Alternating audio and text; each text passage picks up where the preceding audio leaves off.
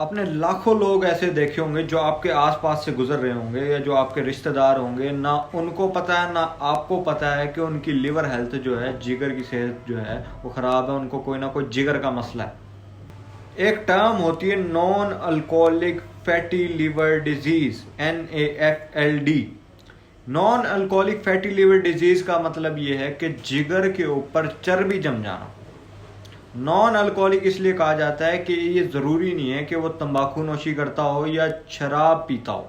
इसीलिए कहा गया कि non alcoholic fatty liver disease यानी जिगर के ऊपर चर्बी का जम जाना, जिसकी वजह से जो जिगर है बहुत ज़्यादा मुतासिर होता है। लिवर फेलियर यानी जिगर जो है फेल हो सकता है। इसके अलावा सुकड़ सकता है, सिरोसिस हो सकता है, और इसके अलावा अगर ये ज़्यादा प्रोग्रेस कर दे तो कैंसर तक बन सकता है।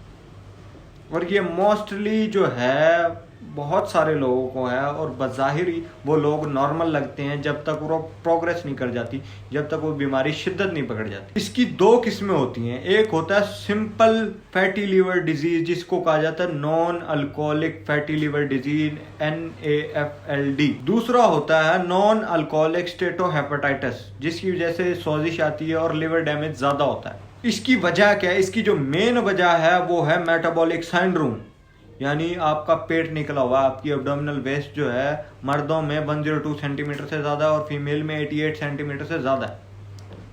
इसके अलावा आपको ब्लड प्रेशर का मसला है, ब्लड प्रेशर आपका ज़्यादा रहता है। आपका कोलेस्ट्रॉल का मसला है, आपका कोलेस्ट्रॉल ज़्यादा रहता है। आपका ब्लड शुगर लेवल यानी शुगर लेवल जो है आपका जिस्म का वो ज़्यादा रहता है। ये जो रीज़न है ये कंट्रीब्यूट करती हैं non alcoholic fatty liver disease से। इन अलामात की वजह से जो है, इन वजूहात की वजह से जो है non alcoholic fatty liver disease होती है। दूसरा, आप प्रोसेस्ड फूड खाते हैं जिसमें शुगर और स्टार्च यानी बाजार के समोसे पकौड़े वगैरह बहुत ज़्यादा खाते हैं। और तीसरा जो मेन रीज़न है वो ये है कि आप खाने के बाद लेट जाते हैं या सेडेंट्री आपका लाइफस्टाइल है, आप कोई भागते दौड़ते नहीं है, एक्सरसाइज नहीं करते। ये तीन रीज़न है आपके कि आपको मेटाबॉलिक सिंड्रोम यानी ब्लड प्रेशर शुगर वगैरह का मसला है। दूसरा, आप बाहर की चीज़ें बहुत खाते हैं। और तीसरा, आप उसको कंजप्शन भी उसकी नहीं करते, यानी सेडेंट्री लाइफस्टाइल, लेटे ही रहते हैं, कोई एक्सरसाइज वगैरह नहीं करते। इसकी अलामात क्या हैं? इसकी बज़ाहिर जो अर्ली स्टेज है उसमें कोई अलामात नहीं आती।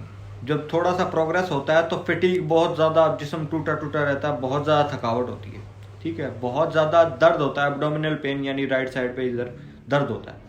तीसरे नंबर पे ब्लॉटिंग, बहुत ज़्यादा जो है गैस वगैरह बनती है जिस्म में, बहुत ज़्यादा पेट जो है मुतासिर होता है। ये तीन अलामात होती हैं जिसकी वजह से लिवर कैंसर यानी जिगर का कैंसर हो जाता है, जिगर सुकड़ने लग जाता है और बहुत ज़्यादा दर्द होता है और उल्टी के भी अलामात आ सकती हैं। लेकिन अच्छी बात यह है कि अगर इसको आप डिटेक्ट कर लेते हैं तो ये रिवर्सिबल है।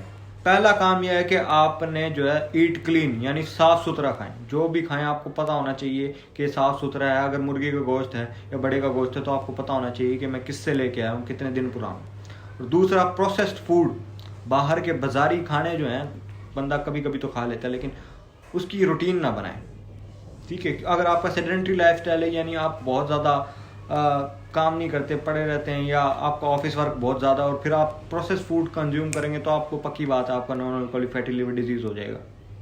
दूसरे नंबर पे एक्सरसाइज और वेट लॉस। अगर आप अपना वेट जो है ना 5 से 10% ही लूज कर लेते हैं ना तो ये रिवर्स हो सकता है, इसमें कोई मसला नहीं है। तीसरे नंबर पे यह है कि गैर ज़रूरी अदवायात या गैर ज़रूरी कोई भी नशा वगैरह जो है आपने शौकी में भी इस्तेमाल नहीं करना। दवाइयाँ जो हैं, बहुत सारी दवाइयाँ होती हैं जो हेपेटोटॉक्सिसिटी काज करती हैं, यानी जिगर को बहुत ज़्यादा नुकसान पहुँचाती हैं। उसकी सबसे बड़ी एग्जांपल है पैरासीटामोल यानी पेनाडॉल। अगर आप उसकी जो डोज है, जो डिफाइंड डेली डोज है, उससे ज़्यादा आप लोगे तो उसके बाद वो टॉक्सिसिटी काज करेगी, उसके बाद वो आपके जिगर को नुकसान पहुँचाएगी। ये कुछ अलामात हैं जो आपको नज़रअंदाज करनी है और बातें हैं जो आपको अच्छे से सुननी और शेयर भी करनी है ताकि दूसरों का फ़ायदा हो। बहुत शुक्रिया।